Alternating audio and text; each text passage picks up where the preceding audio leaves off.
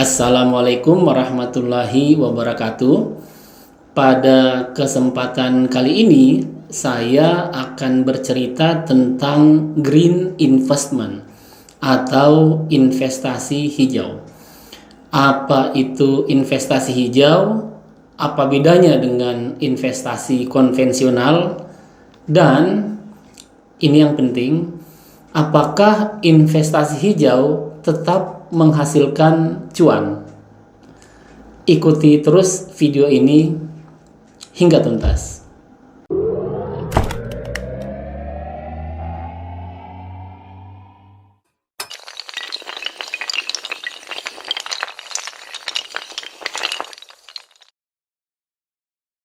Teman-teman sekalian, investasi adalah penanaman uang atau modal dalam suatu perusahaan atau proyek untuk memperoleh keuntungan di masa mendatang. Investasi biasanya merujuk pada pembelian aset seperti saham, obligasi, reksadana, deposito, properti, emas, dan sebagainya. Dengan membeli saham misalnya, investor setidaknya akan mendapat dua keuntungan. Pertama, investor akan memperoleh dividen secara reguler dengan catatan jika perusahaan memiliki kinerja yang baik. Dan kedua, keuntungan dari kenaikan harga saham. Jadi kalau investor menjual sahamnya saat harga tinggi, maka selisih antara harga jual dengan harga beli menjadi keuntungan bagi investor. Tentu saja investor akan mengalami kerugian jika harga saham mengalami penurunan. Investor biasanya hanya fokus pada untung dan rugi saja ketika melakukan investasi. Hal-hal lain di luar untung dan rugi bukan menjadi soal bagi para investor. Investor dengan pola pikir seperti ini kita sebut saja dengan investor konvensional. Nah, investor konvensional tidak peduli apakah perusahaan atau proyek di mana mereka menanamkan modalnya merusak lingkungan atau tidak. Mereka juga tidak peduli apakah perusahaan atau proyek di mana mereka menjadi investor itu merugikan masyarakat atau tidak. Bagi investor konvensional, yang penting dapat cuan besar, dapat untung besar. Padahal ketika investor berinvestasi pada suatu perusahaan atau proyek yang merusak lingkungan atau menyengsarakan masyarakat, maka tangan mereka sebagai investor juga ikut kotor. Karena itu, lahirlah sebuah konsep investasi yang disebut dengan green investment atau investasi hijau. Ini untuk memastikan tangan investor tidak ikut kotor ketika melakukan investasi. Teman-teman sekalian, investasi hijau pada dasarnya sama dengan investasi konvensional yang mengejar keuntungan finansial atau cuan. Bedanya, investasi hijau juga ingin memberi dampak positif bagi lingkungan dan masyarakat. Atau setidaknya investasi yang dilakukan tidak merusak lingkungan dan tidak merugikan masyarakat. Pertanyaannya, bagaimana caranya melakukan investasi hijau? Paling tidak ada 4 cara dalam melakukan green investment ini. Pertama, tidak berinvestasi pada sektor industri yang dianggap merusak lingkungan dan merugikan masyarakat, seperti tambang batu bara, pestisida, senjata api, tembakau, alkohol, pornografi, perjudian, dan GMO atau genetically modified organism. Sektor-sektor ini bisa disebut sebagai daftar negatif dalam green investment atau investasi hijau. Kedua, berinvestasi hanya pada sektor-sektor yang memberi dampak positif terhadap lingkungan dan masyarakat. Misalnya, investasi pada bidang energi terbarukan atau renewable energy, pada pertanian organik atau pertanian regeneratif, pada bisnis ekowisata, yaitu pariwisata yang berbasis pada pelestarian alam, pada bidang agroforestry dan sebagainya.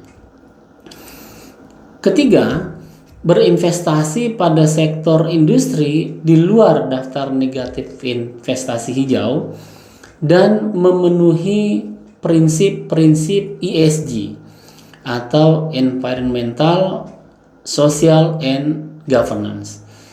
Cara termudah bagi investor untuk mengetahui apakah suatu perusahaan sudah menerapkan prinsip-prinsip ESG adalah dengan melihat rating atau peringkat ESG. Salah satu lembaga rating ESG yang cukup terkenal adalah MSCI atau Morgan Stanley Capital International.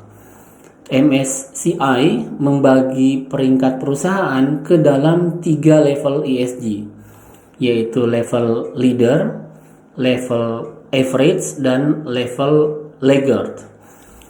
Leader yang paling tinggi dan laggard yang paling rendah. Nah, setiap level dibagi lagi ke dalam beberapa kategori. Level leader misalnya terdiri dari AAA dan AA. Sementara level average terdiri dari kategori A, triple B, and double B. Demikian juga dengan level laggard yang terdiri dari kategori B dan triple C. Nah, investor bisa memilih perusahaan dengan peringkat ESG paling tinggi atau perusahaan yang mengalami kenaikan peringkat yang cukup signifikan. Misalnya dari peringkat B naik ke peringkat A. Dan yang keempat, berinvestasi pada impact investing, yaitu investasi yang secara spesifik mentargetkan dampak positif terhadap lingkungan dan sosial selain keuntungan finansial tentunya. Target spesifik yang dimaksud bisa berupa penurunan jumlah emisi karbon, perluasan rehabilitasi ekosistem, peningkatan populasi spesies terancam punah, penambahan lapangan kerja ramah lingkungan atau green jobs, dan sebagainya. Jadi ringkasnya teman-teman sekalian, investasi hijau bukan hanya menghasilkan cuan, tapi juga memberi dampak positif bagi lingkungan dan masyarakat.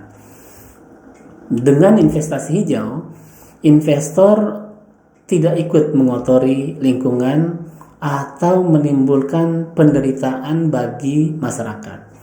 Selain itu, pemilihan green investment merupakan cara untuk menghindari resiko bisnis di masa mendatang. Sebagai catatan tambahan, tren investasi hijau dunia itu semakin hari semakin meningkat. Berdasarkan data dari PRI atau Principles for Responsible Investment, nilai aset under management itu meningkat secara signifikan dari 3 triliun US dollar saat pertama kali diluncurkan tahun 2006 menjadi 120 triliun US dollar pada tahun 2021. Angka 120 triliun US dollar ini bukan angka yang kecil. Bandingkan misalnya dengan APBN tahun 2021 yang tidak mencapai 1 triliun US dollar. Karena itu, Indonesia perlu bersiap diri untuk menyambut investor hijau kelas dunia ini, yang sekali lagi semakin hari semakin besar.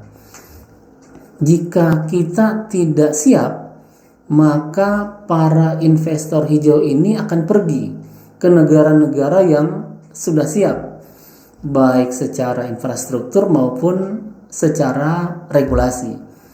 Dan kita hanya akan kedatangan investor konvensional yang tidak peduli dengan lingkungan dan tidak peduli dengan masyarakat Indonesia. Begitulah gambaran singkat tentang investasi hijau. Nantikan video berikutnya dan tetap semangat.